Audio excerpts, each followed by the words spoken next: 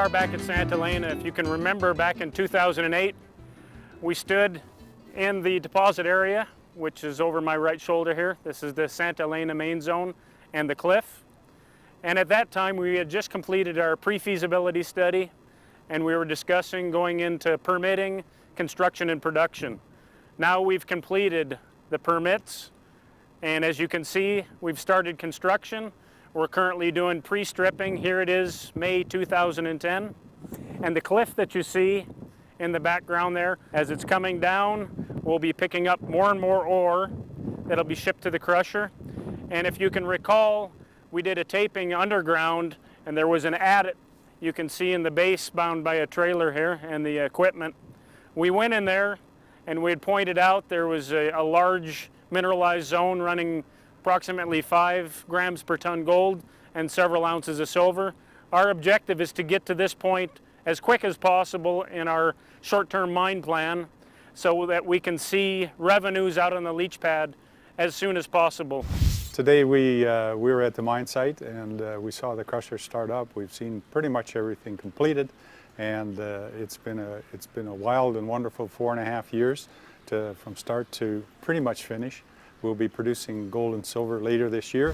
At the head of Santa Elena, you have individuals with not only extensive experience in mining, but it's their approach. They have real dedication, real commitment to not only building a very successful mine, but a mine that is in balance and in harmony with the community and with the environment around them.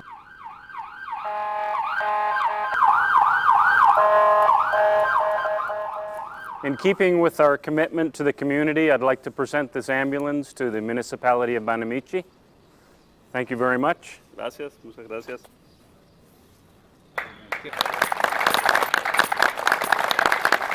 Also, what makes it unique is that arguably we could say it's a small project, but the quality of the mine is very strong, and the location is very advantageous, easy access to the mine. And then when you look at the community of Banamichi, you have some great infrastructure, some great people from which to draw upon. And it was really an invigorating feeling to be part of a company that cares so much about the community that surrounds its mine. It's going to be a wonderful experience coming back here as we move into production and getting to know more of the locals who've been very hospitable. Everyone wants to know what Silvercrest is doing. Everyone is very excited about it. The feeling in the community is very contagious. As we transition into production, which is a milestone for Silvercrest, we'll be staffing the mine. The employment here will be approximately 90 to 100 people. 50 to 75% of that I'm targeting to be local, which is very attractive. There's well-trained people. We'll be doing training as we're ramping up going into production. The more local people you can get, it's a cost savings to the mine site and to the company, and it's also excellent for community relations. Okay, let's get started. Thank you for everybody getting here safely today. We did have a little meeting last night in the kickoff, and I want to do the same here this afternoon. This meeting to me is very important because it's a transition from advanced construction going into production. And these are just logical steps that we have to go through in a systematic way in order to get people out of the construction mode and into more of the pattern of production. From an investor's viewpoint, the Santa Elena mine has many good features. It's in a very nice area, it's accessible, it's close to town, has enormous community support as far as I've seen. The infrastructure is good. And it looks like there's plenty of potential to expand the mine through the Cruz de Mayo property, and recent drillings pointed out some other high-grade zones that seem very attractive. We're at the Santa Elena crusher. This is a critical milestone that we've just passed today. We've tested the crusher, and this material that you see in front of you here, it's running about, it's a minus 3/8 inch. It'll go out on our leach pad. It's running about 1 gram per ton gold equivalent. Over the next 6 months, you can see values going through the crusher are 3 to 5 grams gold equivalent. It's tremendous potential, has a great cost benefit. We've been very efficient to this point.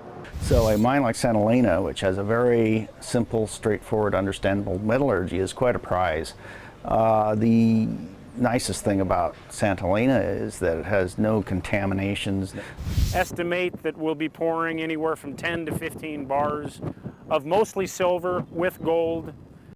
This money will be used for the expansion plan, for mergers and acquisitions, and other projects that we're currently looking at in Mexico and worldwide. Currently, the mine plan is to extract approximately 300,000 ounces of gold and about 12 million ounces of silver in the current reserve. That expansion plan will look at approximately 1 million ounces gold equivalent recovered.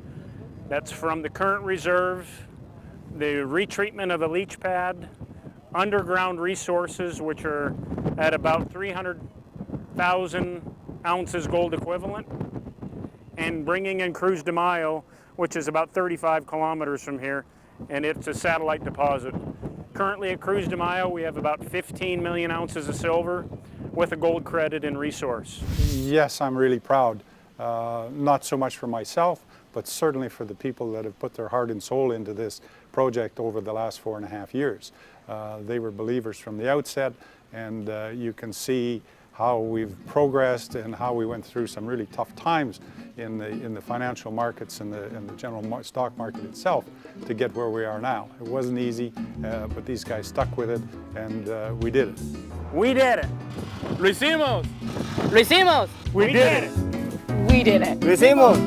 We did it! We did it!